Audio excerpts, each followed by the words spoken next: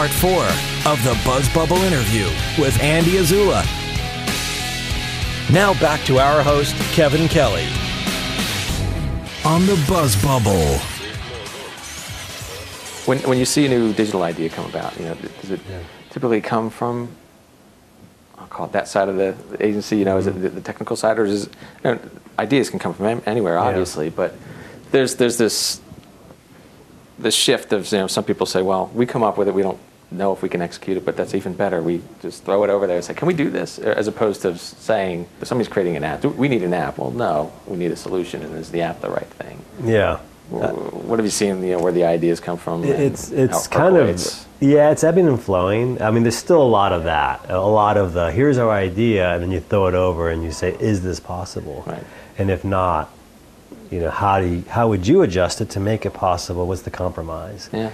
With the, we choose the moon.org thing, that, Google and AOL got involved and created stuff that didn't exist in order to pull that off. And that's pretty cool. Yeah, that's very cool. So sometimes your answer lies from outside the walls. Maybe we don't have the intellect here to have it. And I think it's recognizing that and then just adjusting, pulling it in, or just seeking the help. And I think all the hopefully all the better agencies are going to be doing that, and the ones that don't will, I think, self-select themselves out of the process right. by not keeping up. Everybody always wants to hear about what's going on in social and online. Do you have a particular favorite that you guys have done lately in the social world? The Kennedy Museum one, the We Choose the Moon.org, is a good example because there's no reason for traditional media in that thing. Yeah, right. It very much was a social experiment. It was very much about, let's get the new generation that wasn't even born when man landed on the moon to experience what it might have felt like following it. And how do we do that? Well, you use today's technology and you tweet as it's happening. Right. You use Facebook. You use traditional websites. You do whatever you just kind of make the experience as realistic as possible. So I think that was a good example. There's one really big one we're working on that I really can't talk about yet, but it's all social. And it's for a really big client. Wow. And that's we're really excited about that, and we're deep in the process of that one right now. The client excited about it, and that's one of the things I've been asking. Is it a hard sell? And no, in this case, that's not anymore. I mean, even 8 months ago when I was asking, different guests, totally different answer now. 8 months later, clients are in.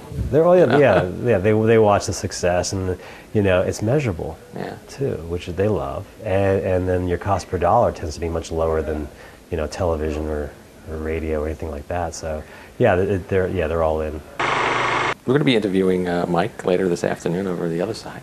Oh, good. Either a little something about Mike that other people may not know, and if you got a question you might want to ask Mike otherwise. Okay, well, I can give you both. Okay, great. Debating whether I want to be fired or not. I think, here's something about Mike. Well, a couple things. One, he's a huge magazine and newspaper hoarder. Not like walking his house and he's the guy in the dining room with the 6 foot high. Not that. Have you seen Hoarders? Hoarders? Yeah, I think they're going to do an episode about Mike really soon. I would not be shocked. He has a little convertible. He loves to go with the top down, and he loves all music, but he actually really does love country music. Oh, okay. I don't think anyone knows he actually. A lot of people don't admit that. Yeah, a lot of people admit it, and you ask him, he probably won't admit it, but he I have a friend from Jersey who grew up in Jersey with me and moved down here, and suddenly he liked country music. Something in the air down here. You better watch. I heard it happens in the 7th, 8th year. The 7th year? Yeah. Yeah, it's not yet. A question for Mike? Oh, yeah, it's interesting.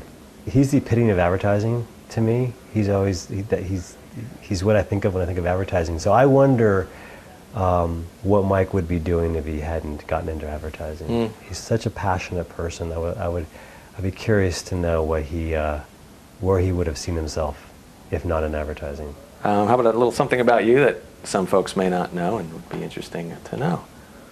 That I actually don't like country music. That's not interesting. I don't know. That's a really good question. You're just that normal. Come on. I'm so absolutely, I like to build things, Yeah, you mentioned that. I don't know if we got that. I built this guitar. I built like cool. that little paper monster right there. I built that lamp right there. Oh, you know what? I got one. Magic tricks. Show. What? Magic tricks. Really? Yes. Yes. You have one handy? Well, look, a deck of cards. And by the way, this is completely unplanned. This is not. Oh, totally. All right. So, so pick a card. And if this doesn't work, you have to edit this out. So grab a card out. Wait, right? it looks like I was supposed to take that one. So I'm a suspicious guy in general. Okay. So now, don't show me the cards. Okay, show the camera. Okay. Now I'm going to put the cards in this hand. Put that card in this hand wherever you want to, whenever you see fit. Okay. Whenever you want. Okay, I'm going to close this up here. Okay. You saw that. I did not see. You did not see the card anyway. In fact, this is so special. I'll even turn it over and make sure.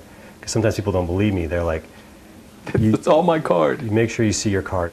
Mm-hmm. You saw it. It passed by. It passed by. Oh, where was it? It's 40 cards. Yeah, it's in there somewhere. So then you go like this. So you take this and you go like that, and give it a little good shuffle there, right? And then I go. I bring it up. And I show the camera. Get out of here. Okay. Is that your card? Yeah. Yeah. That's pretty cool. You looked a little surprised, but I was shocked. Man, that was pressure. That was cool. That might be the first time I've done that in front of a camera. Last question I have is, being the old ad maven that you're about to become, any advice for the young creatives trying to make great work for clients and make a mark for themselves in this crazy business? I actually do have advice. Again, you look surprised. Well, I think to me it's all about staying focused and really just remembering why you're doing what you're doing. And that is because you're doing something that you love. And if your goal is to win a one-show pencil, then keep that your goal and just make it. Just keep your head down. I've seen so many young creators put their heads up and then suddenly get caught in the crossfire of office politics and the politics of running an account, and they take things personally.